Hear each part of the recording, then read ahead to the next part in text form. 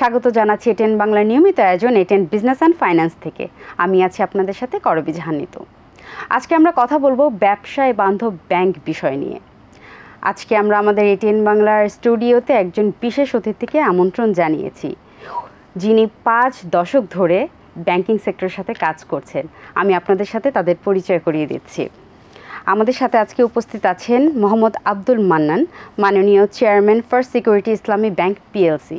আসসালামু আলাইকুম স্যার, আপনাকে অনেক অনেক ওয়েলকাম করছি আমাদের এটেন বাংলা স্টুডিওতে। আপনাকে ধন্যবাদ আমাকে এখানে আনার জন্য, দর্শকদের সামনে হাজির করার জন্য। জি, আমরা আজকে ব্যাংকিং সেক্টর নিয়েই কথা বলবো। বর্তমান পরিস্থিতিতে অর্থনীতি ধ্বংসের মূল কারণ হিসেবে ব্যবসায়ীরা বলে থাকছে ব্যাংক। এই বিষয়ে আপনি একটু যদি আমাদেরকে বিস্তারিত জানাতেন। জি, আপনাকে ধন্যবাদ। এটা এই মুহূর্তে সবচেয়ে বার্নিং একটা প্রশ্ন। ব্যাংকিং খাত নিয়ে ব্যাপক আলোচনা হচ্ছে। খবরের কাগজ খুললেই আমরা দেখতে পাবো কোনো না কোনো ব্যাংকের যা হওয়ার কথা ছিল তা না হয়ে অন্য কিছু ঘটে গেছে ব্যাংকিং সেক্টরে। কিছু কিছু লোকের নামও এসেছে যে এই ব্যাংকগুলোর ক্ষতিগ্রস্ত হওয়ার পেছনে কিছু পরিবারকে দায়ী করা হচ্ছে, সামনে এসছে। আসলে আপনি যে জানতে চেয়েছেন যে ব্যাংক দায়ী কিনা, ব্যাংক অ্যাজ এন ইনস্টিটিউশন, এটার তো একটা পদ্ধতিগত গভর্নেন্সের বিষয় ছিল। তো সেই গভর্নেন্সটা যারা করেন, ম্যান বিহাইন্ড দি মেশিন, যারা পরিচালনা করেন বা ব্যবস্থাপনা যারা করেন, যারা কর্মী, তারাই কিন্তু ব্যাংক চালান। তারা যে ধরনের মানুষ হবেন, ব্যাংক সেই ধরনের হবে। নীতি নিয়ন্ত্রণের বিভিন্ন পদ্ধতি আমাদের ব্যাংকিংয়ে রয়েছে এবং ব্যাপকভাবে রয়েছে। ব্যাংকিংকে বলা হয় সবচেয়ে বেশি ওয়েল ম্যানেজড একটা ইনস্টিটিউশন। সবচেয়ে বেশি ব্যবস্থাপনা এই ব্যাংকিং কার্যক্রমের মধ্যে থাকে। কিন্তু আনফর্চুনেটলি এই সবগুলো বিষয়কে কিভাবে পাশ কাটিয়ে আমাদের ব্যাংকিং খাত এটা মোটামুটিভাবে একটা দুর্বৃত্তায়নের শিকার হয়েছে। এটা বরং আমি তো কখনো কখনো এইভাবে বলি যে বাংলাদেশের ব্যাংকিং খাতে যে দুর্বৃত্তায়ন ঘটেছে সাম্প্রতিক বছরগুলোতে, এটা দুনিয়ার ইতিহাসে নজিরবিহীন। এবং এমন সমস্ত মডেল ফলো করা হয়েছে ব্যাংকগুলোকে খারাপ করার ক্ষেত্রে, যেটা দুনিয়ার শ্রেষ্ঠ বিজনেস স্কুলগুলোতে, তাদের ল্যাবরেটরিতেও এই ধরনের কোনো কেস নাই যে এইভাবে দুনিয়ার কোনো দেশে ব্যাংকিং খাতকে অল্প সময়ের মধ্যে একেবারে তলানিতে নিয়ে যাওয়া হয়েছে। এদিক থেকে আমি বলবো যে ব্যাংক দায়ী কিংবা ব্যাংকের পেছনের মানুষগুলো দায়ী, কিংবা ব্যাংক ব্যবস্থাপনাকে যারা নিয়ন্ত্রণ করেন, রেগুলেটরি অথরিটি, তারা দায়ী, এটা সামগ্রিকভাবে বলতে হবে, কিংবা তাদের উপরে যারা রয়েছেন। আমার কাছে মনে হয় যে গুড গভর্নেন্সের ঘাটতিটা শুধু ব্যাংকিং খাতে নয়, সমাজের বিভিন্ন জায়গাতে ঘটে গেছে। রাষ্ট্রীয় পর্যায়ে হয়েছে, সেটার প্রভাব পড়েছে অন্যান্য এজেন্সিগুলোর মধ্যে, অন্যান্য রেগুলেটরি অথরিটির মধ্যে, এবং ব্যাংকিং সিস্টেমটা তার দ্বারা ক্ষতিগ্রস্ত হয়েছে। এই দেশের ব্যাংকিং খাতকে যখন বলা হয় যে রাজনৈতিক বিবেচনায় ব্যাংক দেওয়া হচ্ছে, ব্যাংক খোলা হচ্ছে, কয়েকটা ব্যাংক লাইসেন্স দেওয়া হচ্ছে, মন্ত্রী বলছেন যে আমরা রাজনৈতিক বিবেচনায় এই ব্যাংকগুলোকে পারমিশন দিচ্ছি। তাহলে কী দাঁড়াচ্ছে? ব্যাংক যেভাবে ব্যাংকিংয়ের নিয়মে পরিচালিত হবে সেভাবে পরিচালিত হতে না দিয়ে এগুলোকে ভিন্ন বিবেচনায় মাঠে আনা হয়েছে, কিছু লোককে খুশি করার জন্য, কিছু লোকের ব্যবসা বিশেষ ধরনের ব্যবসায়ের সুযোগ করে দেওয়ার জন্য। এইভাবে যখন ব্যাংকিং খাতটাকে নিয়মের বাইরে নিয়ে যাওয়া হয়েছে, তখন এই ব্যাংকগুলো ক্ষতিগ্রস্ত হয়েছে। ব্যাংক ইটসেলফ যদি রেগুলেশন ফলো করে, নিয়ম নীতি ফলো করে, তাহলে ব্যাংক কিন্তু এইভাবে খারাপ অবস্থার দিকে যাওয়ার কথা নয়। তো আপনার প্রশ্নের জবাবে আমি এটাই বলি যে ব্যাংক নিজে নিজে খারাপ হয়নি, আমরা সবাই মিলে, আমি বলবো যে গোটা জাতি আমরা এই জন্য দায়ী। এটা রাষ্ট্রীয় মেশিনারিগুলোকে ব্যবহার করা হয়েছে, রেগুলেটরি অথরিটিকে ব্যবহার করা হয়েছে, আমরা যারা ব্যাংকার তারাও সেখানে আত্মসমর্পণ করেছি। আমি নিজে একজন ব্যাংকার হিসেবে এই জন্য আমিও দায় স্বীকার করি যে আমরা সবাই মিলে, আমাদের ব্যাংকের কর্মীরা, আমরা সবাই এটার জন্য প্রটেস্ট করা দরকার ছিল। যারা সুশীল সমাজে যারা রয়েছেন, সুশীল সমাজের দায়িত্ব ছিল, যারা বিশেষজ্ঞ রয়েছেন, তাদের কর্তব্য ছিল এই বিষয়টুকুর জন্য হুইসেল ব্লোয়ার হিসেবে কাজ করা, যে থামুন, এনাফ ইজ এনাফ। বিগত সরকারের আমলে ব্যাংকগুলোকে যেভাবে লুটপাট করা হয়েছে, এটার কারণ কি হতে পারে? আপনি কাকে দায়ী করবেন, যে সরকারকে, বিগত সরকারকে, নাকি বাংলাদেশ ব্যাংকের পরিচালনায় কোনো ঘাটতি ছিল, তাদের মনিটরিং পলিসির কোনো প্রবলেম ছিল? আমি কিন্তু আমার মানে যে কথা বলেছি সেখানে আমি কাউকে আলাদা করিনি, আলাদা কম্পার্টমেন্টে কাউকে নিয়ে আসিনি, বরং আমি বলতে চেয়েছি গোটা সিস্টেমটা খারাপ হয়ে গেছে। আমরা সবাই মিলে যেন একটা, আমাদের ব্যাংকিং খাতের কিন্তু যথেষ্ট অগ্রগতি হয়েছিল 1972 সালে যখন আমরা মানে স্বাধীন বাংলাদেশে একটি ব্যাংকিং সিস্টেম পেলাম উত্তরাধিকার সূত্রে পাকিস্তানের কাছ থেকে। সেটার কিন্তু আমরা একটা সুষ্ঠু ধারায় নিয়ে যাওয়ার জন্য ব্যাংকিং খাতকে জাতীয়করণ করা হয়, এবং জাতীয়করণের উদ্দেশ্য ছিল ব্যাংকিং যেন কোনো বিশেষ শ্রেণীর জন্য খাদেম না হয়ে, সেবার জন্য নির্ধারিত না হয়ে, এটা যেন সার্বজনীন কল্যাণের জন্য ব্যাংকগুলো কাজ করতে পারে। ব্যাংকগুলোকে জনগণের দোরগোড়ায় নিয়ে যাওয়ার জন্য জাতীয়করণ করে ব্যাপকভাবে শাখা সম্প্রসারণ করার সুযোগ করে দেওয়া হলো। এবং সরকার তাদের যে রাষ্ট্রের কল্যাণের জন্য যে নীতি প্রণয়ন করা দরকার, সেই কল্যাণের নীতিগুলো ব্যাংকিং সিস্টেমের মাধ্যমে বাস্তবায়ন করতে চাইলেন। এটা একটা পর্যায়ে গেল। জাতীয়করণের ফল যেটা হওয়ার কিছুটা সীমাবদ্ধতা সৃষ্টি হলো, সেখানে ম্যানেজমেন্টের ত্রুটি বিচ্যুতি কিন্তু ওই সময়টাতেও দেখা দিয়েছিল, যেভাবে এগোনো দরকার। এরপর 80-র দশকের শুরুতে আপনার গিয়ে এগুলোকে বেসরকারি খাতে ব্যাংকিং সেক্টরকে দেওয়া হলো। প্রাইভেট সেক্টরে যখন ব্যাংকিং আসলো, তখন সরকারি খাত এবং বেসরকারি খাতের মধ্যে একটা ভালো কম্পিটিশন তৈরি হলো, এবং বেসরকারি খাতে নতুন নতুন প্রণোদনা আসলো, আইডিয়াজ আসলো, এবং সেই আইডিয়াসগুলোর মাধ্যমে জনগণের উপকার করা, ব্যাংকিংকে জনগণের কাছে একইভাবে পরিচিত, মানে জনগণের কল্যাণে কাজে লাগানোর জন্য এটা কিন্তু সেভাবেই ব্যাংকিং ধারাটাকে পরিচালিত করা হয়েছে। এবং আপনি লক্ষ্য করবেন যে 1980 সালে বেসরকারি খাতে ব্যাংক আসার পরে আমাদের এখানে রেডিমেড গার্মেন্টসের বিকাশ ঘটেছে। রেডিমেড গার্মেন্টসটাকে কয়েকটি বেসরকারি ব্যাংক মিলে কিন্তু এটাকে টেনে তুলেছে। আমি যেই ব্যাংকে ছিলাম সেই ব্যাংকে আমরা এক বছরে আমরা 85টি গার্মেন্টস ফ্যাক্টরিকে আমরা বিনিয়োগ করেছি। এবং এই ব্যাংকিং খাতটা যখন গার্মেন্টস ইন্ডাস্ট্রি বেড়ে দাঁড়ালো, সেখানে একটা উদ্যোক্তা শ্রেণী তৈরি হলো। এই উদ্যোক্তারা পরবর্তীকালে গার্মেন্টসের মালিকরাই পরবর্তীকালে বেসিক ইন্ডাস্ট্রির দিকে তারা গেলেন, backward linkage, forward linkage industry তারা তৈরি করলেন, স্পিনিং মিল প্রতিষ্ঠিত হলো, ডাইং, ফিনিশিং, কম্পোজিট ইন্ডাস্ট্রিগুলো গড়ে উঠলো। এবং এই মালিকরা আবার পরবর্তীকালে কিন্তু ভারী শিল্পের দিকে, স্টিল রোলিং থেকে শুরু করে বিভিন্ন ধরনের ভারী শিল্পের দিকে গেলেন। বাংলাদেশে একটা শিল্পের বিকাশ অল্প কয়েক বছরের মধ্যে যেটা হয়েছে ট্রিমেন্ডাস, এবং এটা ঘটেছে কিন্তু এই ব্যাংকিং খাতের ভেতর দিয়ে। কাজেই ব্যাংকিং খাতের একটা বড় ধরনের, আমি বলবো যে আনটিল 2007 সাল পর্যন্ত বাংলাদেশে শিল্পায়ন হয়েছে, এবং কৃষিতে ব্যাংকিং খাতের যে মনোযোগ, তারপরে আপনার ক্ষুদ্র বিনিয়োগের ক্ষেত্রে মাইক্রো ফাইন্যান্স, মিডিয়াম, তারপরে এসএমই, এই খাতে ব্যাংকিং সেক্টর খুব বড় ধরনের ভূমিকা পালন করেছে, এবং হিউজ সংখ্যক, বিপুল সংখ্যক নতুন নতুন উদ্যোক্তা সৃষ্টি হয়েছে ব্যাংকগুলোর এই আপনার গিয়ে উদ্যোগের কারণে। ব্যাংকগুলো সেভাবে তাদেরকে সহযোগিতা করেছে। কিন্তু এই ব্যাপারটা 2007 সালের দিকে যখন নাকি আপনার নতুন একটা সরকার আসলো, মইনীয় আমাদের গভর্নমেন্ট, তখন কিন্তু ব্যবসায়ীদের উপরে প্রচণ্ড চাপ সৃষ্টি হলো, এবং সেই চাপটা ব্যাংকিং খাতকেও কিন্তু বহন করতে হয়েছে। তখন একটা ধাক্কা খেয়েছে, আদারওয়াইজ আমাদের গতিটা কিন্তু আরও ভালো যেতে পারত। এরপরে আবার আস্তে আস্তে ঘুরে দাঁড়ালো ব্যাংকিং খাত। 2011 সালে এসে যেটা ঘটলো, 2011 সালে এসে আবার এই ব্যাংকিং খাতের বোর্ডের মধ্যে কারা বসবে, এই ব্যাপারে একটা পরিবর্তন আনা হলো। বলা হলো 2%-এর কম শেয়ার হোল্ডিং থাকলে একজন লোক ব্যাংকের বোর্ডে বসতে পারবে না। এটা করার ফলে সমাজের কিছু সংখ্যক ব্যবসায়ী হঠাৎ করে দেখা গেল ব্যাংকের বোর্ডের মধ্যে এমনভাবে চলে আসলেন, এবং পুরনো যারা বোর্ডের পরিচালক যারা ছিলেন তারা বোর্ড থেকে আউট হয়ে গেলেন। যাদের মধ্যে স্কিল ছিল, একটা ব্যাংক পরিচালনার যোগ্যতা যাদের ছিল, সেই ধরনের লোকেরা অনেকেই কিন্তু ব্যাংকের বোর্ড থেকে আউট হয়ে গেলেন। এবং যে লোকেরা ব্যাংকের বোর্ডের মধ্যে আসলেন, তারা, আমি ব্যবসায়ীদেরকে দায়ী করি না, ব্যবসায়ীরা অবশ্যই উদ্যোগের দিক থেকে তাদেরকে আমি বলি ইন্টেলেকচুয়ালি অনেক ডেভেলপড আমাদের দেশের ব্যবসায়ীরা। কিন্তু ব্যবসায়ী যখন নাকি ব্যাংকের পরিচালক হন, তখন অনেক ক্ষেত্রে দেখা যায় যে তারা এক ধরনের সিন্ডিকেশন তৈরি হয়। তারা নিজেদের স্বার্থে, শেয়ার হোল্ডারদের স্বার্থে এই ব্যাংকের বিভিন্ন নীতি প্রণোদনাকে প্রভাবিত করা হয়।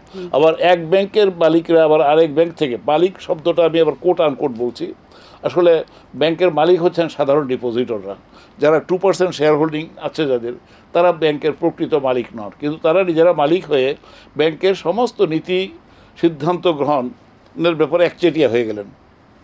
এর ফলে ব্যাংকগুলোতে কিছুটা সুশাসনের ঘাটতি হয়েছে।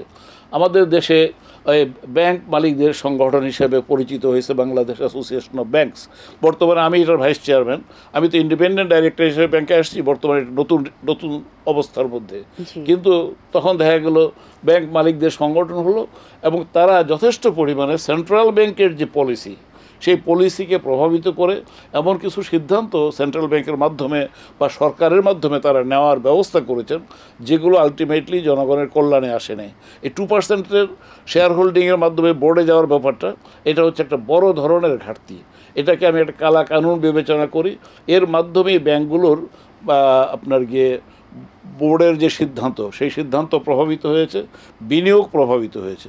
বড় বড় যে বিনিয়োগ হয়েছে এগুলো এই ব্যাংকের সোকল মালিকদের মধ্যে একটা নিজস্ব আন্ডারস্ট্যান্ডিংয়ের ভিত্তিতে আমি আপনাকে বিনিয়োগ দিচ্ছি, আপনি আমাকে বিনিয়োগ দিচ্ছেন, আপনার ব্যাংক থেকে আমি বিনিয়োগ নিচ্ছি, আমার ব্যাংক থেকে আপনাকে দিচ্ছি, আপনাকে 5,000 কোটি টাকা দিলাম, আবার আপনি আমাকে মাফ করে দিলেন, আমার বিনিয়োগের 5,000 কোটি টাকার প্রফিটটা মাফ করে দিলেন।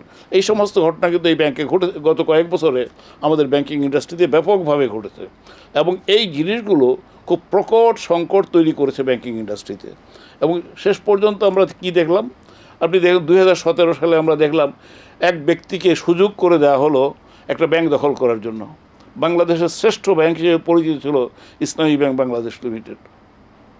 2017 সালের 5ই জানুয়ারি এই ব্যাংকের চেয়ারম্যান, ভাইস চেয়ারম্যান এবং এমডিকে জোর করে কাগজে সই করিয়ে নেওয়া হলো, রিজাইন করানো হলো, করিয়ে ব্যাংকটা দখল করলো। এবং সেই দখলদারিত্ব, আপনি যে প্রশ্ন করেছেন কারা দায়ী, এক তো হলো যে এই দখল করানো, এই যে জোর করে সিগনেচার আদায় করা, এটার সাথে যে মেশিনারি জড়িত ছিল সেটা ছিল একটা গোয়েন্দা সংস্থা। তো গোয়েন্দা সংস্থার সাথে সম্পর্ক যদি বলি সরকারের, আপনি কীভাবে কী জবাব দেবেন? তাহলে বোঝা গেল এর সাথে সরকার জড়িত এবং সরকারের মাধ্যমে গোয়েন্দা সংস্থা ব্যবহৃত হয়ে তারপরে একটা বিশেষ শ্রেণী, একটা বিশেষ পরিবারের হাতে ব্যাংকটা তুলে দেওয়া হলো। কয়েক মাস পরে দেখা গেল তারা সোশ্যাল ইসলামী ব্যাংক দখল করে নিল। এরপরে দেখা গেল যে একই ব্যক্তি, এক পরিবার 7টা-8টা ব্যাংকের মালিক হয়ে গেল। তার মানে হচ্ছে এই যে ঘটনাটা ঘটলো, এটা ঘটেছে প্রথমত হচ্ছে সরকারি মেশিনারি এখানে ব্যবহৃত হয়েছে এবং এই কাজটি করতে সেন্ট্রাল ব্যাংকের পক্ষ থেকে এটাকে সহযোগিতা করা হয়েছে।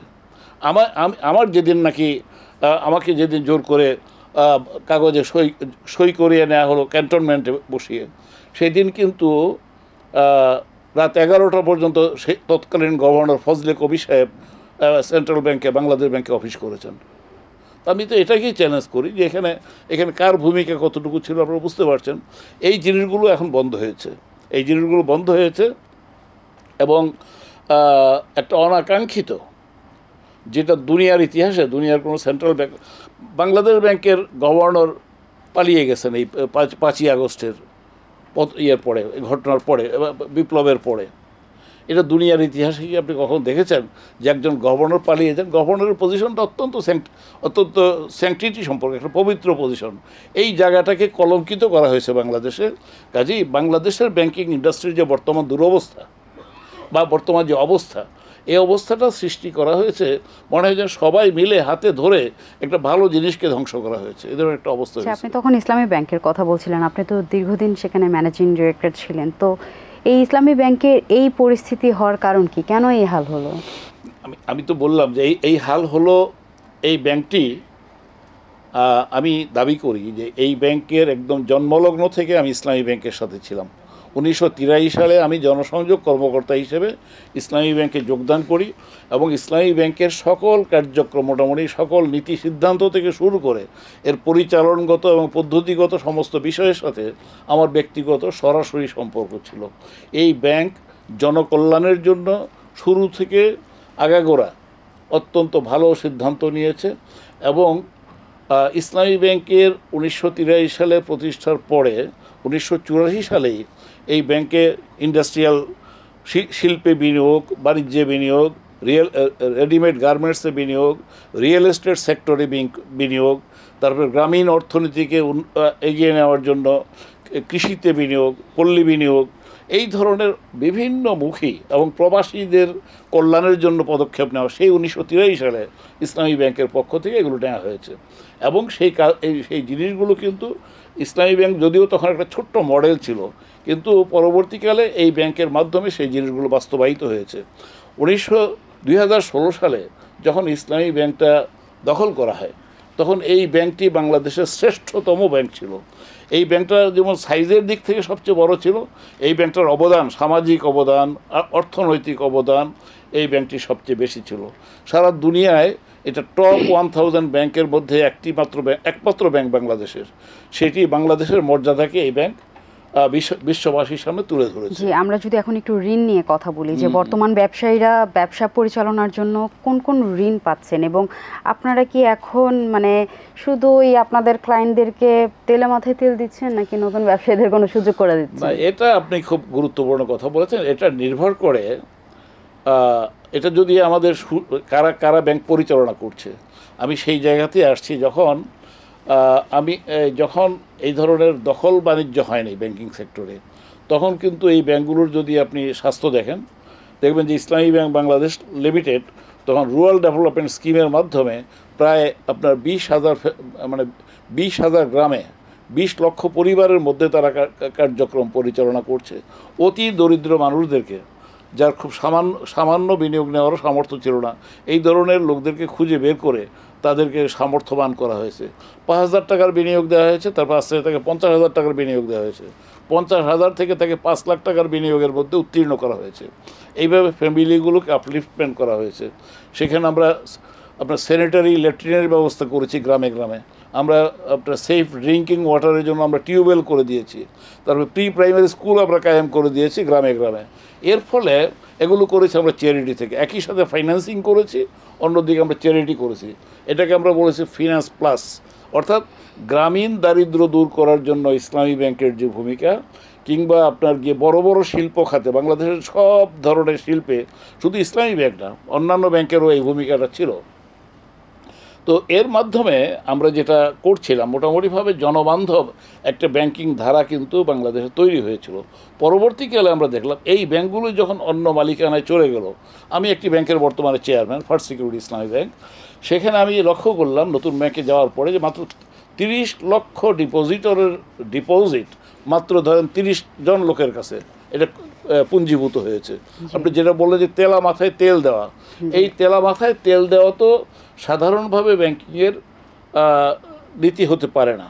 সার্বজনীন, বিশেষ করে ইসলামী ব্যাংক যদি হয়, ইসলামী ব্যাংকের পদ্ধতিটা যেমন শরিয়া মোতাবেক হতে হবে, উদ্দেশ্যগতভাবে ইসলামী ব্যাংক সার্বজনীন কল্যাণের জন্য তার কার্যক্রম পরিচালনা করবে। আর সার্বজনীন কল্যাণের জন্য যদি আপনি যান, তাহলে তেলা মাথায় তেল দেওয়া হচ্ছে ইসলামী শরীয়তের যে নীতি সম্পদ বন্টনের। সেখানে বলা হয়েছে তোমাদের সম্পদ যেন তোমাদের মুষ্টিমেয় ধনী ব্যক্তির মধ্যে কেন্দ্রীভূত না হয়, পুঞ্জীভূত না হয়। এটা সূরা হাশরের 7 নম্বর আয়াত। তো এই যেখানে অবস্থা, এটা নির্দেশনা, এটা স্পষ্ট আদেশ, এটা আপনাকে ইসলামী ব্যাংকিংয়ের ক্ষেত্রে মানতে হবে। তো সেখানে সম্পদ পুঞ্জীভূত করার ক্ষেত্রে ইসলামী ব্যাংক সবচেয়ে খারাপ ভূমিকা পালন করেছে, পুঞ্জীভূত করেছে। একটি ইসলামী ব্যাংকের কথাই বললাম, অন্যান্য ক্ষেত্রেও তাই হয়েছে। সব দিকেই দেখা যাচ্ছে কিছু সংখ্যক আপনার ধনী ব্যক্তি, একটা অলিগার্ক শ্রেণী তৈরি হয়েছে, এবং সমস্ত লুটপাট, তারা সমস্ত লুটে পুটে নিচ্ছে সমস্ত সম্পদ। এই ধরনের একটা লুটের ভাণ্ডারে পরিণত হয়েছিল। ইস্ট ইন্ডিয়া কোম্পানি যেভাবে নাকি বাংলাদেশ দখল করার পরে এটাকে একটা মানে একটা গুদামখানা মনে করেছে বাংলাদেশটাকে। রেমিটেন্স বর্তমানে বাংলাদেশে ইসলামী ব্যাংকেই বেশি আসছে। এটা কি মুসলিম কান্ট্রি হওয়ার জন্য, নাকি আপনি কি মনে করেন একজন ব্যবসায়ী হিসেবে এবং ব্যাংকার হিসেবে? খুব ইন্টারেস্টিং প্রশ্ন। আমি রেমিটেন্স সম্পর্কে আমার একটা নিজস্ব স্লোগান আছে। জি জি। আমি বলি যে বাংলাদেশ দাঁড়িয়ে আছে 3 পায়ের উপরে, 3টা আরের উপরে। একটা আর হলো রেমিটেন্স, ফরেন রেমিটেন্স, আরেকটা আর হলো রেডিমেড গার্মেন্টস, আর একটা হলো রুরাল ডেভেলপমেন্ট বা রুরাল ফাইন্যান্স। এই 3 আরের উপরে ভিত্তি করে বাংলাদেশ বর্তমানে সমৃদ্ধির দিকে অগ্রসর হয়েছে। যতটুকু সমৃদ্ধি আমরা অর্জন করেছি, তার পেছনে 3টি আর বড় ধরনের ভূমিকা পালন করেছে। তো সেখানে রেমিটেন্স বর্তমানে প্রায় 1.5 কোটি মানুষ বাংলাদেশের, বলতে পারেন যে সব পরিবার থেকেই, প্রতিটি পরিবার থেকেই বর্তমানে কেউ না কেউ বিদেশে অবস্থান করছেন, এবং তারা একটা হলো যে তারা কিন্তু বাংলাদেশেরটা খান না, তারা বাইরেরটা খান, বাইরে খান, তাদের জন্য কিছু আমদানি করতে হয় না, বরং তারা আসার সময় কিছু নিয়ে আসেন। আর তারা যে ফরেন কারেন্সি যেটা পাঠান, এটা আমাদের আমদানি বিল পরিশোধের ক্ষেত্রে এটা গুরুত্বপূর্ণ ভূমিকা পালন করে। আগে আমরা আমদানির ব্যাপারে যতটা বিদেশ নির্ভর ছিলাম, এই রেমিটেন্স আয়ের কারণে আমাদের বিদেশ নির্ভরশীলতা যথেষ্ট পরিমাণে কমেছে, আমরা স্বাবলম্বী হয়েছি। আমি বলবো যে আমাদের জন্য এই জায়গাটায় একটা স্বাধীনতা, অর্থনৈতিক স্বাধীনতা আমাদের জন্য এনে দিয়েছেন এই রেমিটেন্স যোদ্ধারা। কাজেই রেমিটেন্স যোদ্ধারা কিন্তু শুধুমাত্র কতগুলো টাকার অঙ্কের নাম রেমিটেন্স নয়, বরং এই রেমিটেন্সের পিছনে রয়েছেন অসংখ্য মানুষ। এখন এটা মুসলিম দেশ বা অমুসলিম দেশ সেই হিসেবে না দেখে আমি বলতে চাই যে বাংলাদেশে যে রেমিটেন্স বিপুল পরিমাণে আসতেছে, বিশেষ করে ইসলামী ব্যাংকের মাধ্যমে যেটা আসছে, এটা কোনো ধর্মীয় চেতনার বিষয় নয়, বরং এটা হচ্ছে জনগণের যে প্রকৃত নিড, সেটা আবার এগেইন ইসলামী ব্যাংকগুলো দায়িত্ব মনে করেছে। ইসলামী ব্যাংক বাংলাদেশ লিমিটেডের জন্মের পরেই 1984 সালে এই জন্য একটা রীতিমতো বোর্ড লেভেলে, ডাইরেক্টরস লেভেলে একটা কমিটি করা হয়, সাঈদ আহমদ লুতাকে চেয়ারম্যান করে, একজন বিদেশি পরিচালককে চেয়ারম্যান করে এটা রেমিটেন্স সংক্রান্ত একটা কমিটি করে দেওয়া হয় ইসলামী ব্যাংকে।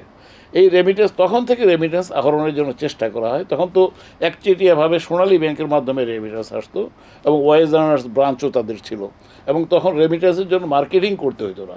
কিন্তু ইসলামী ব্যাংক বাংলাদেশ লিমিটেড প্রথম রেমিটেন্স মার্কেটিংয়ের আইডিয়াটা সামনে নিয়ে আসলো, এবং রেমিটেন্স মার্কেটিংয়ের আইডিয়া সামনে এনে আমি নিজে 1995 সাল থেকে 2000 সাল পর্যন্ত মধ্যপ্রাচ্যের 6টি দেশে রেমিটেন্স মার্কেটিংয়ের দায়িত্বে ছিলাম ইসলামী ব্যাংকের।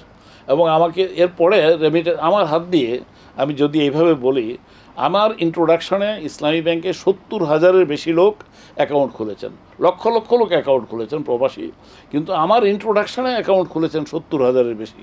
আমাকে আপনি ইচ্ছা করলে গিনিজ বুক অফ ওয়ার্ল্ড রেকর্ডে আমার নাম লিখতে পারেন যে সবচেয়ে বেশি আমি রেমিটেন্স গ্রাহক সংগ্রহ করেছি। এখন এই যে গ্রাহক সংগ্রহ করলাম, তার মানে হচ্ছে এর পেছনে কিন্তু রেমিটেন্সটা আসতেছে। আমরা গ্রামে গ্রামে, মধ্যপ্রাচ্যের প্রতিটি ভিলায়, প্রতিটি ক্যাম্পে, তাদের মরুভূমির বিভিন্ন মাজরায় আমরা ঘুরেছি, যেখানে প্রবাসী বাংলাদেশি আছেন সেখানে ঘুরে ঘুরে তাদেরকে আমরা রেমিটেন্স ব্যাংকিং চ্যানেলে পাঠাতে হবে, হুন্ডি বন্ধ করতে হবে, এই আন্দোলনটা গড়ে তুলেছিলাম। যার ফলে শুধুমাত্র ইসলামী ব্যাংক না, অন্যান্য ব্যাংকে ওইটার প্রভাব পড়েছে, একটা ইতিবাচক প্রভাব পড়েছে। 2012 সালে বর্তমানে যিনি পরিকল্পনামন্ত্রী, শিক্ষামন্ত্রী ডক্টর ওয়াহিদুদ্দিন মাহমুদ, তার হাত দিয়েই আমি 2012 সালে remittance ambassador of Bangladesh award আমি পাই। আমাকে রেমিটেন্স অ্যাম্বাসেডর অফ বাংলাদেশ হিসাবে রিকগনিশন দেওয়া হয়। তো এটা আমার ব্যক্তিগত রিকগনিশন না, আমি মনে করি যে এটা হচ্ছে এই প্রবাসী বাংলাদেশিরা যে বাংলাদেশে ব্যাংকিং চ্যানেলে রেমিটেন্স যে ব্যাপকভাবে পাঠাচ্ছেন, তারই রিকগনিশন হচ্ছে এই রেমিটেন্স অ্যাম্বাসেডর অ্যাওয়ার্ড। আমরা মার্কেটিং যারা যত ভালো করতে পেরেছে, রেমিটার যারা আছেন এবং তাদের যারা আত্মীয় স্বজন আছেন এখানে বেনিফিশিয়ারি, তাদেরকে যারা যত ভালো খেদমত করতে পারছেন, যে সমস্ত ব্যাংকের শাখা, সেখানে আপনি দেখবেন যে রেমিটেন্স বেশি আসছে। ইসলামী ব্যাংকে অত্যন্ত চমৎকার সচেতনতামূলক প্রোগ্রাম নেওয়া হয়, প্রত্যেকটা ব্রাঞ্চে গ্রাহক সেবা ডেস্ক চালু করা হয়, ওই সোর্স এন্ডে তাদের অফিসারদেরকে সেখানে পাঠানো হয়। এইগুলো করার ফলে এদের রেমিটেন্স এসছে। অন্যান্য ব্যাংকেও আমি মনে করি যে সাম্প্রতিক বছরগুলোতে রেমিটেন্স বাড়ানোর ব্যাপারে সেবামূলক কার্যক্রম বাড়ানো হয়েছে। জি, ধন্যবাদ আপনাকে। আমরা ক্ষুদ্র ব্যবসায়ীদের নিয়ে যদি একটু কথা বলি, যে ঋণ নেওয়ার প্রক্রিয়াটা যদি আমাদের একটু আপনি জানাতেন, যে কি পরিমাণে ঋণ তারা পেয়ে থাকেন, মানে ক্ষুদ্র ব্যবসায়ীদের বিষয়ে আপনি একটু বলবেন আমাদেরকে। আমি শুরুতে আপনাকে বলছিলাম ক্ষুদ্র ব্যবসায়ীদেরকে আমি নিজে যখন বিনিয়োগ বিভাগের দায়িত্ব প্রাপ্ত হলাম 2007 সালে, তখন আমি দেখলাম যে যদিও ইসলামী শরিয়া মোতাবেক পরিচালিত একটি ব্যাংক, পদ্ধতিগতভাবে আমরা সুদমুক্ত, কিন্তু আমি দেখলাম যে উদ্দেশ্যগতভাবে আমরা পুরোপুরিভাবে শরিয়া ভিত্তিক বলে মনে হলো না আমার কাছে। কেন? যে আমি দেখলাম যে আমাদের প্রায় অলমোস্ট 93% এই ব্যাংকের, ইসলামী ব্যাংকের ডিপোজিটের 93% deposit has been concentrated in 700 hands. মাত্র 700 লোকের কাছে 100 কোটি টাকার বেশি করে ডিপোজিট করা আছে, বিনিয়োগ করা হয়েছে। এবং 93% এই ধরনের বিনিয়োগ। তো আমি বললাম যে এটা কনসেন্ট্রেশন অফ ওয়েলথ হয়েছে, সম্পদ পুঞ্জীভূত হয়েছে কিছু সংখ্যক লোকের কাছে। তখন আমি এই বিষয়টাকে চেষ্টা করেছি সব লেভেলে আলাপ আলোচনা করে, বোর্ড আমাকে সমর্থন করেছেন, সহযোগিতা করেছেন। আমরা বিনিয়োগটা উপরের দিকে বিনিয়োগ বন্ধ করি নাই বা কমাইনি। আমরা নতুন যে সমস্ত ডিপোজিট এসছে সেই ডিপোজিটগুলোকে চেষ্টা করেছি নিচের দিকে প্রবাহিত করতে। ছোট বিনিয়োগের দিকে গেছি আমরা, এসএমই বিনিয়োগে গেছি, মিডিয়াম সাইজের বিনিয়োগ, স্মল সাইজের বিনিয়োগ, এমনকি মাইক্রো ফাইন্যান্স যেগুলো, সেগুলোর দিকে আমাদের ওই সময়টাতে ব্যাপকভাবে বিনিয়োগ বাড়িয়েছে। আপনাকে বলতে চাই এটা শুধু একটা ব্যাংকের ব্যাপার নয়, সেন্ট্রাল ব্যাংকের পক্ষ থেকে এই প্রণোদনা রয়েছে কৃষি বিনিয়োগ এবং এই ধরনের মিডিয়াম সাইজ বা স্মল সাইজের বিনিয়োগের ব্যাপারে গভর্নমেন্টের পক্ষ থেকে কিন্তু যথেষ্ট পরিমাণে উৎসাহ দেওয়া হয়। কখনো কখনো সেই উৎসাহটা যথেষ্ট পরিমাণে শক্তি পেয়েছে এবং এই ব্যাংকগুলোকে যারা এইদিকে প্রবাহিত করবে না তাদের সম্পদ, তাদেরকে জরিমানা করারও ব্যবস্থা করা হয়েছে। বর্তমান সময়ে আমি মনে করি যে এটাকে আরও জোরদার করা দরকার, যাতে নাকি ব্যাংকগুলো, যেমন আমি একটু আগে বললাম যে 30 লক্ষ ডিপোজিটরের টাকা 30 জন লোকের কাছে কনসেন্ট্রেট করবেন, এটা কী ধরনের কথা। আমি ফার্স্ট সিকিউরিটি ইসলামী ব্যাংকের চেয়ারম্যানের দায়িত্ব নেওয়ার পরে প্রথম যে বিজ্ঞাপনটা ছাপলাম, সেই বিজ্ঞাপনের মধ্যে প্রথম বাক্যটাই হলো যে শাখার ডিপোজিট সেই শাখায় বিনিয়োগ করতে হবে। অর্থাৎ আপনার যে রংপুর এলাকায় একটা মানে অনেকটা গরিব প্রবণ এলাকায় মনে করেন যে পরিমাণ ডিপোজিট আছে, যে পরিমাণ ডিপোজিট আহরণ করা হলো, সেই টাকাটা আপনি পাঠিয়ে দিচ্ছেন ঢাকা এবং চট্টগ্রামে। আমাদের দেশের টোটাল ডিপোজিটের অলমোস্ট 80% ঢাকা এবং চট্টগ্রামে কনসেন্ট্রেট হয়ে আছে। আমাদের আইন করা দরকার যে গ্রামীণ ডিপোজিট গ্রাম এলাকায় বিনিয়োগ করতে হবে, এটা বাধ্য করতে হবে। যমুনা নদীর ওই পারের ডিপোজিট যেন এই পারে না চলে আসে, বরং যমুনার ওপারে উত্তর জনপদে এই ডিপোজিটটা ব্যবহার হবে। তেমনিভাবে বরিশাল, যশোর, খুলনা, কুষ্টিয়া ওই এলাকার যে ডিপোজিট সেটা ওই এলাকায় বিনিয়োগ করতে হবে। এইভাবে যদি আপনি একটা বাধ্যবাধকতা ব্যাংকগুলোর উপর আরোপ করেন, তখন দেখবেন যে গ্রামীণ এলাকায় আপনার গিয়ে জিওগ্রাফিক্যাল লোকেশন ওয়াইজ একটা ডিস্ট্রিবিউশন হবে বিনিয়োগের। তেমনিভাবে ইকোনমিক পারপাস, কোন পারপাসে বিনিয়োগ করবে, বিলাস সামগ্রীতে বিনিয়োগ করবে নাকি বেসিক নিড পূরণ করে সেই ধরনের খাতে বিনিয়োগ করবে। আপনি যেই বিনিয়োগে বেশি সংখ্যক লোকের কর্মসংস্থান হয় সেই ধরনের বিনিয়োগের দিকে আমাদের বেশি গুরুত্ব দেওয়া দরকার। যেই বিনিয়োগ অনেক বেশি টাকা দিয়ে আপনি দেখা গেল যে 100 কোটি টাকা দিয়ে একটা প্রজেক্ট করলে মাত্র 10 জন লোক এটা চালাইতে পারে, এটা হচ্ছে ক্যাপিটাল ইন্টেন্সিভ। তো বাংলাদেশের জন্য ক্যাপিটাল ইন্টেন্সিভ ইন্ডাস্ট্রি আমি ভায়াবল মনে করি না, যথাযথ মনে করি না। আমি মনে করেন একজনকে একটা 5 কোটি টাকা দেবেন গাড়ি আপনি বিনিয়োগ করলেন, আর সেই 5 কোটি টাকা দিয়ে আপনি 10টা বাস কিনে দিতে পারেন। 10টা বাস হলে ঢাকা থেকে বীরপুর থেকে গুলিস্তান পর্যন্ত এই 50 জন লোক 10 বার আসা যাওয়া করবে। এতে করে এটার যে ব্যবহার এটা অনেক বাড়বে। এবার প্রত্যেকটা জায়গায় আমাদেরকে ব্যাংকারদের যারা নীতি নির্ধারক তাদেরকে প্রত্যেকটা জায়গায় হাত দিতে হবে। সংস্কারটা ব্যাংকিং সেক্টরে অনেক সংস্কার দরকার, নীতি সিদ্ধান্তের ক্ষেত্রে নীতিগতভাবে অ্যাক্ট দরকার, কিন্তু তার পাশাপাশি এই যে ব্যাংকিং ইন্ডাস্ট্রি এরা কার জন্য কাজ করবে? এটা কি শুধুমাত্র কিছু আপনার শেয়ার হোল্ডারদের ডিভিডেন্ড বাড়ানোর জন্য এই ব্যাংকাররা কাজ করবে, নাকি আপনার প্রান্তিক জনগোষ্ঠীর তাদের যে আয় সামর্থ্য বাড়ানো, তাদেরকে তুলে আনা, তাদের উদ্যোক্তা হিসেবে গড়ে তোলা, সেজন্য তারা কাজ করবে, তাদের গরিব মানুষদের ক্ষমতায়নের জন্য কাজ করবে, নারীর ক্ষমতায়নের জন্য কাজ করবে? এগুলো কি আপনার ভবিষ্যৎ পরিকল্পনা আপনার ব্যাংকিং? এটা অলরেডি আমাদের বিভিন্ন ব্যাংকের কিন্তু এই প্রোগ্রামগুলো আছে, এগুলোকে জোর দেওয়া উচিত। এটার জন্য অ্যালোকেশনটা বাড়ানো দরকার।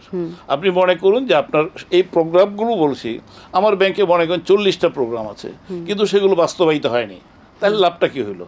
এইগুলোতে যাতে নাকি অ্যালোকেশনটা ঠিকমতো হয়, বাজেটারি অ্যালোকেশন, প্রত্যেক ব্যাংকের নিজস্ব একটা অ্যালোকেশন থাকতে হবে যে আপনি কৃষিতে কত % বিনিয়োগ করবেন, আপনি ক্ষুদ্র বিনিয়োগ কী পরিমাণ করবেন, ওই যে মানে গ্রামের মহিলা যারা আছেন তারা ছোটোখাটো কাজ করে খান, তাদেরকে ভালো উদ্যোক্তা হিসেবে গড়ে তোলার জন্য আপনি কী পরিমাণ বিনিয়োগ করবেন, এই জিনিসগুলো বাধ্যবাধকতার মধ্যে আনতে হবে। সেন্ট্রাল ব্যাংকের কাছে তাদের জবাবদিহি থাকতে হবে, এবং এটা যদি তারা করতে না পারেন, টার্গেট হাসিল করতে না পারেন, তাহলে তাদেরকে জরিমানা করা হবে, তাদের ব্যাপারে শাস্তিমূলক ব্যবস্থা নেওয়া হবে। এইভাবে প্রথমত একটা বাঁধন কাশন দরকার। এরপরে যখন এই ব্যাংকাররা আমরা যখন বুঝতে পারবো, এতে করে আমার দেশের কল্যাণ এবং ব্যাংকার হিসাবে আমার নিজেরও কাজের সার্থকতা এটাই। আমি কয়েকজন মালিকের সোকল্ড সকল মালিকের আপনি তাদের তলপি বহন করার চাইতে সাধারণ জনগণের কাছে সেবা নিয়ে যেতে পারাটা আমার জীবনের সার্থকতা। আমি একজন শিক্ষিত মানুষ হিসাবে আমার যে সমাজে কন্ট্রিবিউশন রাখা দরকার, সেই ক্ষেত্রে এটাই হবে আমার সার্থকতা। ব্যাংকাররা যদি তাদের কাজটাকে এইভাবে বুঝে যে আমি জনগণের খাদেম হিসেবে একজন ভালো কর্মী হিসেবে কাজ করছি, এই বোধটুকু ব্যাংকারদের মধ্যে আসা দরকার। জি, ধন্যবাদ আপনাকে আপনার মূল্যবান সময় আমাদেরকে দেওয়ার জন্য। আসলে আমরা স্বল্প সময়ের জন্য সব কথা বলে কভার আপ করতে পারি না, তারপর আমরা চেষ্টা করেছি। আপনাকেও ধন্যবাদ, আমি কিছু কথা বলার সুযোগ পেলাম। এটিএন বাংলার সম্মানিত দর্শকদেরকে আমি সালাম জানাচ্ছি, শুভেচ্ছা জানাচ্ছি। আসসালামু আলাইকুম। জি দর্শক, আমরা কথা বলছিলাম বর্তমান পরিস্থিতিতে ব্যাংকিং খাত নিয়ে। আমরা যে ডিসকাশন করলাম এতে আপনারা উপকৃত হয়েছেন বা ভবিষ্যতে হবেন। আগামী পর্বে কোনো সমসাময়িক বিষয় নিয়ে আপনাদের সামনে আবার হাজির হব। ততদিন পর্যন্ত ভালো থাকুন, সুস্থ থাকুন এবং এটিএন বাংলার সাথেই থাকুন। ধন্যবাদ।